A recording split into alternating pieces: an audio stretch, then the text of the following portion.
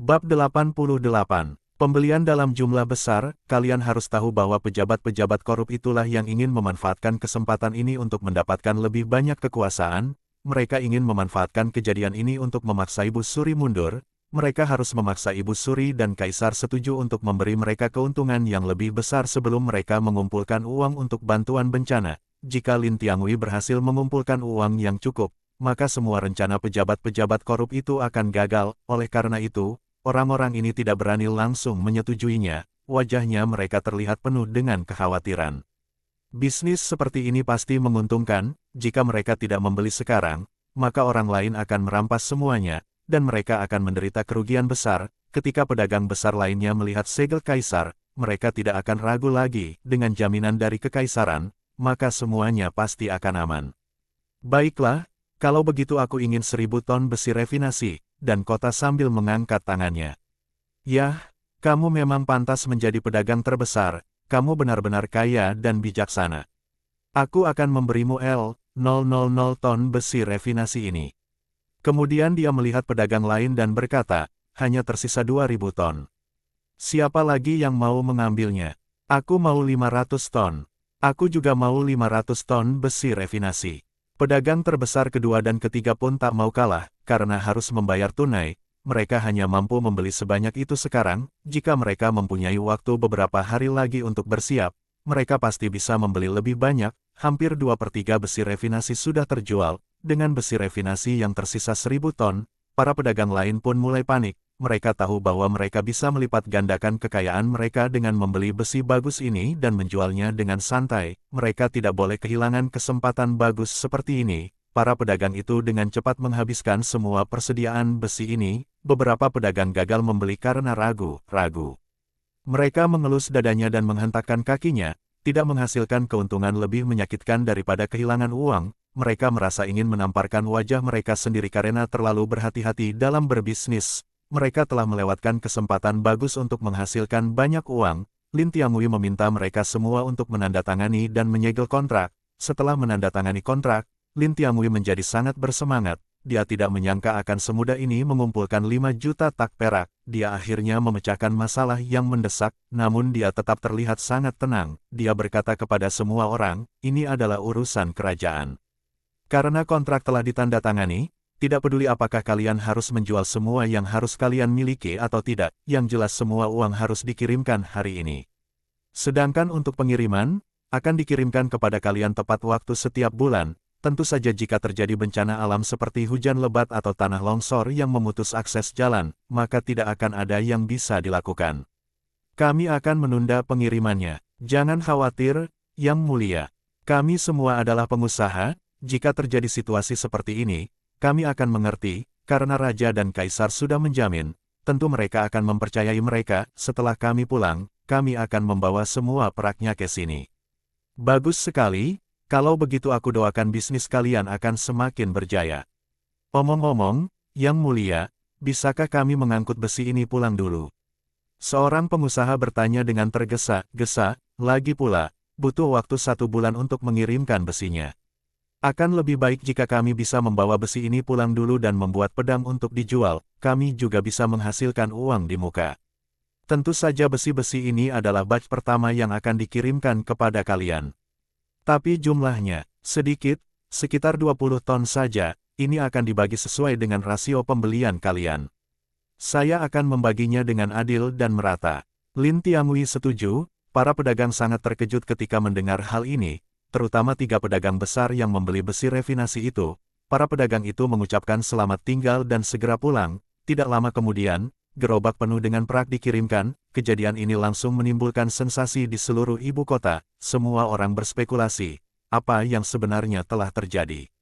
Mengapa begitu banyak orang yang mengangkut uang ke kediaman sang raja? Setelah Lin Tianhui menghitung peraknya, dia segera meminta prajurit yang telah bersiap untuk memindahkan perak itu ke dalam kereta dan mengirimkannya ke istana. Dia akan pergi ke sana juga. Gong Yanwu telah mendapat berita itu dan juga keluar untuk memeriksanya. Melihat 1 gerobak perak dikirim ke istana, dia langsung merasa lega. Lin Tianhui, kali ini kamu benar-benar telah memberikan kontribusi yang besar. Aku ingin mengucapkan terima kasih sebesar-besarnya. Yang Mulia, tolong jangan katakan itu. Semua ini adalah berkat Lin Hai. Saya tidak berani menerima hal ini. Lin Tiangui dengan cepat melambaikan tangannya dan berkata, walaupun semua ini adalah berkat orang yang memiliki kemampuan yang hebat itu, tapi karena kamu yang bersikeras untuk merekomendasikannya, jika tidak, aku juga tidak akan menemukan orang berbakat seperti dia. Sekarang dana sudah terkumpul, kita bisa menyiapkan persediaan makanan dan gaji untuk para prajurit, dan menggunakan sisa uang ini untuk bantuan bencana. Kata Lin Tiangui, tentu saja aku sudah memberi perintah. Sekarang kita sudah punya dana, akhirnya masalah yang mendesak ini akan terselesaikan. Akan lebih baik jika Lin Hai dipanggil ke ibu kota secepat mungkin, aku punya sesuatu yang penting untuk dipercayakan padanya. Mungkinkah Ibu Suri sudah memutuskan posisi resmi untuknya? Jing Zhaoyin, apa pendapat kamu tentang posisi ini? Jing Zhaoyin adalah gelar resmi yang digunakan dalam sejarah Tiongkok, khususnya pada masa dinasti Han. Gelar ini merujuk pada seorang pejabat yang bertanggung jawab atas administrasi ibu kota dan wilayah sekitarnya, yang dikenal sebagai Jingzhao. Jabatan ini mirip dengan gubernur atau prefek yang mengelola urusan sipil, hukum, dan militer di wilayah tersebut. Lin Tiangui tercengang ketika mendengar hal ini, dan setelah beberapa saat dia tiba-tiba menoleh ke belakang dan tertawa. Hahaha, kamu benar-benar layak menjadi Ibu Suri. Lin Hai sedang dalam masalah sekarang. Gong Yanwu juga tersenyum, jadi pangeran juga menganggap posisi ini cocok untuk Lin Hai. Tentu saja, meskipun Jing Zhaoyin bukan pejabat tinggi, dan hanya pejabat tingkat 4, orang-orang kaya di ibu kota itu kaya dan para bangsawan, sangatlah sulit diatur, terlebih lagi, Kaisar masih muda dan banyak pejabat-pejabat yang melanggar hukum, dengan memberikan jabatan ini kepada orang seperti Lin Hai, maka kita akan bisa mengalahkan mereka. Lin Tiangui berkata sambil tersenyum. Kamu sangat percaya padanya, ini membuatku semakin penasaran dengan dia. Kemudian dia menghela nafas lagi, sejujurnya, aku telah memikirkan keputusan ini sepanjang malam. Aku khawatir dia tidak memahami aturan pemerintah dan tidak akan mampu melawan pejabat-pejabat korup itu. Jangan khawatir, Ibu Suri. Selama kamu dan aku mendukungnya, biarkan dia melakukannya dengan semampunya. Justru karena dia tidak memahami aturan-aturan inilah, maka dia dapat menghadapi pejabat-pejabat korup itu dengan mudah. Jika orang lain, mereka pasti tidak akan berani menyinggung seseorang yang memiliki jabatan lebih tinggi dari mereka. Gong Yanwu juga berpikir demikian. Baiklah, ayo kita laksanakan. Setelah mereka berdua mendiskusikannya, Gong Yanwu tidak mau menunggu lebih lama lagi. Dekret kekaisaran dikeluarkan secara langsung, Dai mengutus seseorang mengirimkannya secepat mungkin. Lin Hai telah memerintahkan pembangunan tanur sembur ketiga. Di masa depan, mereka perlu memproduksi lebih dari 10.000 kg besi olahan setiap hari. Mereka tidak hanya harus memenuhi kebutuhan produksi di masa depan, tetapi mereka juga harus membuat busur, anak panah, dan baju besi untuk istana kekaisaran. Kedua hal ini tidak bisa ditunda, dan tingkat produksi harus segera ditingkatkan. Bab 89. Apa saya diangkat menjadi pejabat? Pejabat yang diutus untuk mengambil alih tambang telah tiba beberapa hari di desa Beishan. Dia adalah orang kepercayaan permaisuri. Dia secara khusus diinstruksikan oleh Gong Yanwu untuk datang ke sini. Saat bertemu Lin Hai, dia selalu rendah hati dan meminta nasihat, dan tidak pernah bersikap sombong. Pejabat yang datang bernama Zhang Chenghe, yang merupakan seorang pejabat tinggi kekaisaran. Karena dia melawan para pejabat-pejabat korup itu, dia dipenjarakan. Gong Yanwu mengambil kesempatan ini untuk melepaskannya dan mengirimnya ke tempat terpencil. Kemudian dia memimpin pasukannya ke tambang. Lin Hai tidak menyembunyikan apapun. Dia mengajari Zhang Chenghe semua yang dia tahu. Dia sepenuhnya mempercayai para pemburu di desa dan mengawasi pekerja inti dengan ketat, memastikan metode peleburan besi tidak akan pernah bocor. Zhang Chenghe sangat senang melihat efisiensi peleburan besi yang begitu tinggi. Besi adalah barang yang sangat berharga pada zaman dahulu. Dengan banyaknya besi refinasi seperti ini, mereka dapat membuat senjata kuat dalam jumlah yang banyak. Impian terbesarnya adalah mengalahkan semua negara musuh. Dia mengikuti dan mempelajarinya semua ini dengan sangat cermat dan serius. Beberapa hari kemudian, sebuah surat tiba di desa. Lin Hai tersenyum dan berkata kepada Zhang Chenghe, derajat pasti sang raja yang mengirimkan surat. Semua besi telah berhasil terjual. Jika aku benar, setidaknya 5 juta tael perak sudah dikumpulkan. Selamat, Tuan. Kamu telah memberikan kontribusi besar bagi Daxia. Zhang Chenghe berkata dengan semangat sambil mengepalkan tangannya. Tuan Zhang, terima kasih atas pujian kamu. Mari kita pergi ke sana dan melihat bersama. Apakah ada hal lain yang disebutkan di dalam surat itu? Baiklah, Tuan. Mereka berdua pergi bersama. Utusan yang membawa surat itu adalah orang yang sama yang menyampaikan pesan kilat terakhir kali. Setelah melihat kedua orang itu, dia segera berdiri dan memberi hormat. Hamba memberi salam kepada Yang Mulia, dan memberi salam kepada Tuan Zhang. Duduklah dan bicaralah pelan-pelan. Apakah Sang Raja menulis surat untuk kami? Bagaimana penggalangan dananya? Apakah berjalan lancar? Zhang Chenghe bertanya dengan tergesa-gesa. Penggalangan dana berjalan sangat lancar. Hanya butuh setengah hari untuk mengumpulkan 5 juta tael perak. Pangeran mengirimkan pesan, mengatakan bahwa semua besi itu harus dikirim semua dalam waktu 1 tahun. Bagus sekali. Ini benar-benar sudah menyelesaikan masalah mendesak pemerintah. Zhang Chenghe sangat senang, dia berjalan bola-balik dengan penuh semangat. Kamu sangat luar biasa, Tuan. Kamu berhasil memecahkan masalah sesulit itu dengan mudah. Lin Hai tetap rendah hati. Itu hanya kebetulan. Jika kamu meminta aku untuk mendapatkan 5 juta tael perak lagi, saya tidak akan bisa melakukannya meskipun aku menjual diri aku sendiri. Lin Hai telah memutuskan untuk tidak meminta Zhang Xuelong membantunya menjual besi lagi, dan akan mengangkut semuanya ke ibu kota untuk dijual. Itu memang sudah wajar. Lagi pula, lebih banyak orang di ibu kota, jadi wajar jika barang bisa dijual dengan harga lebih tinggi di sana. Selain itu, harga tersebut belum termasuk biaya pengiriman. Biaya pengiriman ditanggung oleh pedagang. Utusan itu menegaskan, kalau kita butuh uang, kita tinggal mengirimkan besinya ke ibu kota dan menjualnya. Kecuali pedagang di sini mau menaikkan harganya. Jika tidak, besi-besi ini tidak akan pernah dijual lagi untuk mereka. Utus seseorang untuk memberitahu Zhang Xuelong nanti. Lin Hai berkata dengan suara yang dalam, lagi pula, mereka sudah menandatangani kontrak berjangka panjang dengan nilai tinggi. Jika besi ini dijual terlalu murah di pedesaan, para pedagang di ibu kota pasti tidak akan senang. Hal ini akan mempengaruhi kredibilitas istana dan sang raja, karena mereka adalah penjaminnya. Zhang Chenghe mengangguk dan segera setuju. Aku mengerti.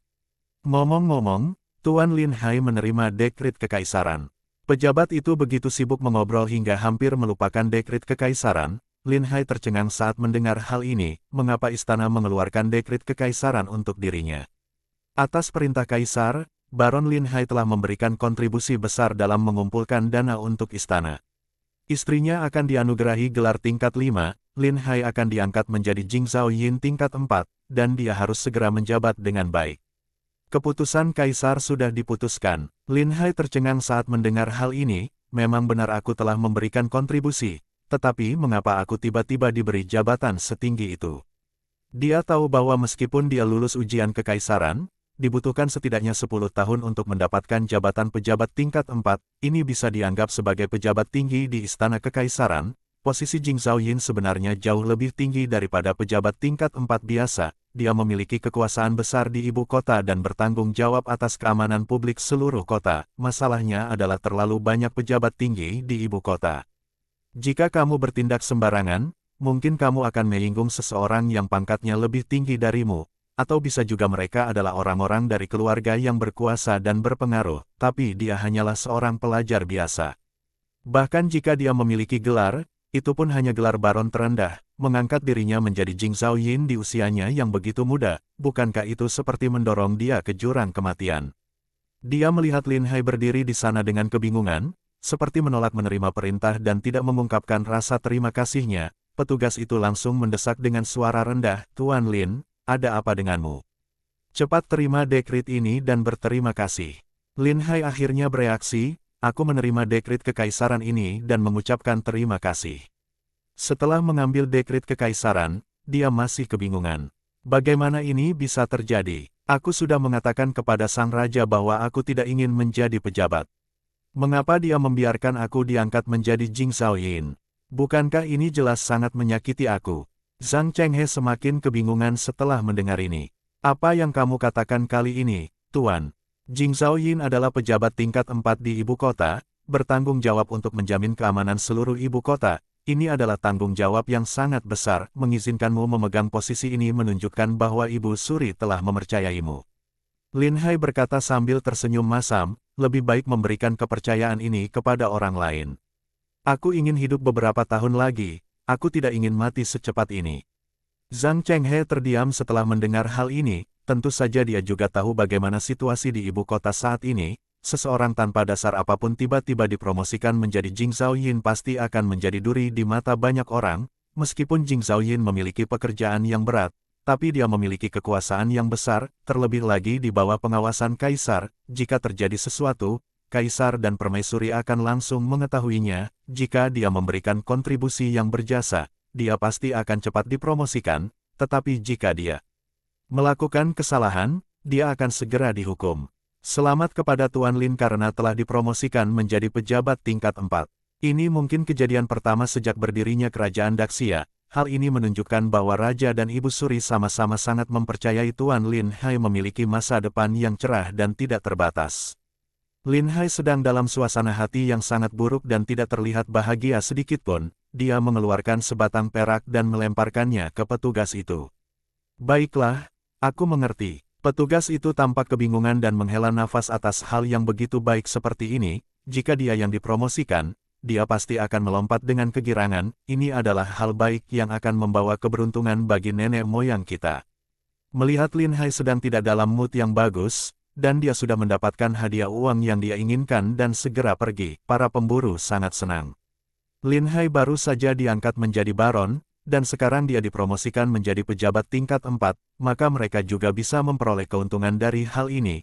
Karena pejabat tinggi seperti itu pasti membutuhkan banyak pengawal pribadi, Lin Hai sudah mengatakan dengan sebelumnya bahwa jika dia bisa menjadi pejabat, dia pasti akan membawa mereka. Bab 90. 3 Aturan. Lin Hai, kapan kita berangkat ke ibu kota? Kamu akan menjadi pejabat tingkat 4, jadi kamu pasti membutuhkan banyak pejabat di bawahmu, kan?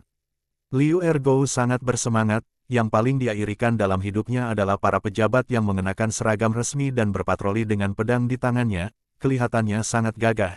Jika dia bisa menjadi pejabat seperti itu dalam hidupnya, dia akan sangat bahagia sampai dia tidak akan bisa tidur sepanjang hari. Intinya adalah Lin Hai adalah pejabat di ibu kota, dan akan membawa mereka ke ibu kota. Membayangkan saja sudah membuat dia sangat bersemangat. Melihat para pemburu ini, semua terlihat sangat bersemangat. Lin Hai tersenyum pahit dan berkata, "Mengapa kalian begitu bahagia? Ini sama sekali bukan posisi yang bagus. Kalian mungkin akan kehilangan nyawa jika pergi ke sana." Tidak juga, ini adalah posisi resmi tingkat 4. Ini setara dengan prefek seluruh ibu kota, kan? Wang Dayong mengetahui sedikit tentang hal itu dan angkat bicara. Seorang pejabat tingkat 4 akan mengatur pejabat tingkat pertama, kedua, dan ketiga. Apakah menurut kalian, aku bisa melakukan itu? Lin Hai meliriknya dan berkata, "Apa yang harus kamu lakukan? Haruskah kamu mengundurkan diri di saat kamu mendapat kesempatan bagus seperti ini?" Wang Dayong tampak sangat kesal. "Kamu tidak bisa mengundurkan diri. Ini adalah perintah dari Permaisuri dan juga menggunakan stempel Kaisar. Jika kamu tidak mengambil jabatan itu berarti kamu tidak mematuhi perintah kekaisaran, dan merupakan pelanggaran besar." Zhang Chenghe berkata dengan panik, "Aku mengerti, tentu saja aku harus menerima jabatan ini. Tapi kamu harus memberi aku waktu untuk bersiap terlebih dahulu."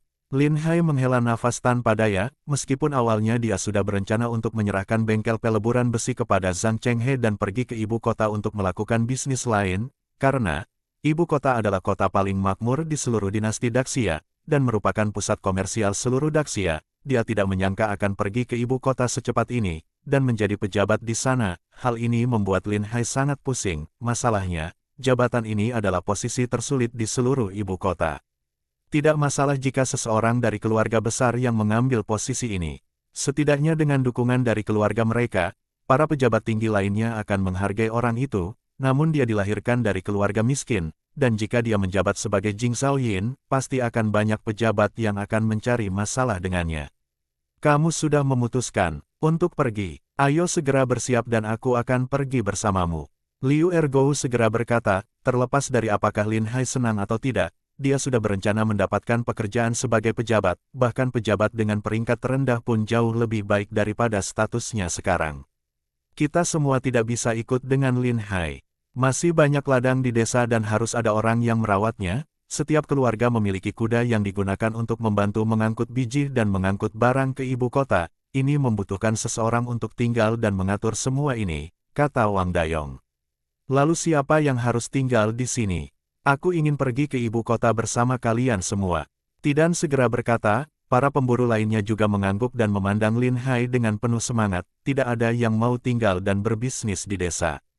Karena mereka semua sudah punya banyak uang, jadi mereka tidak perlu khawatir tentang persediaan makanan keluarganya lagi. Mereka cukup menyewakan lahan tersebut kepada seseorang untuk digarap, dan memungut uang sewa setiap tahun. Sekarang mereka sudah menjalani kehidupan yang baik. Mereka semua ingin mendapatkan pekerjaan di pemerintahan. Lin Hai memikirkannya dan memutuskan bahwa jika dia ingin bertahan di ibu kota, dia benar-benar membutuhkan sekelompok orangnya sendiri. Diperkirakan para pejabat di prefektur Jingzhou sudah berpengalaman dan mereka pasti tidak akan menuruti perintahnya dan pasti akan menyinggung orang-orang berkuasa tersebut. Saat itu, aku tidak akan bisa memimpin orang-orang itu, dan aku hanya akan menjadi seorang komandan tanpa pasukan. Itu akan sangat memalukan. Jadi dia harus membawa semua orang ini, apapun yang terjadi. Semua pemburu ini sangat mengenal Lin Hai, dan mereka tidak takut, mereka tidak akan pernah menolak apapun yang Lin Hai minta. Lin Hai berkata kepada semua orang, kalian boleh ikut jika mau, setidaknya kalian bisa menjadi petugas keamanan.